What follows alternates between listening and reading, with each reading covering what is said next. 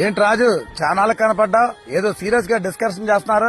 ఏమి లేదన్నా, నా చిన్నప్పుడు ఈ స్థలం ఎవరో 10 లక్షలుగా అమ్ముతానంటే మా నాన్న కొనలేదు. ఈ రోజు ఈ స్థలం రేటు 2 కోట్లు. అదే గుర్తు తెచ్చుకుని మా నాన్న తిట్టుకుంటున్నా. మీ నాన్న తిట్టుకుంటాం ఎందుకు? ఇప్పుడు నువ్వు కొనొచ్చుగా. నేనా?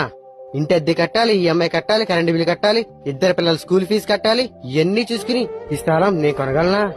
నిజమే, నువ్వు కొనలేవు. ఒక 15 సంవత్సరాల తర్వాత ఈ స్థలం రేటు ఎంత అయిద్దంటావు?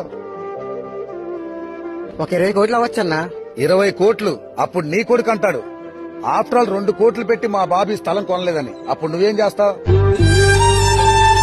చూడు రాజు, మీ నాన్నగారు 6 పిల్లల్ని కూలీనాలి చేసి పెంచి ప్రయోజకులు చేశాడు. ఇప్పుడు నువ్వు జాబ్ చేస్తానే ఆ స్థలం కొనలేనంటున్నావు. మరి కూలి పని చేస్తూ ఆయన ఎలా కొనగలడు?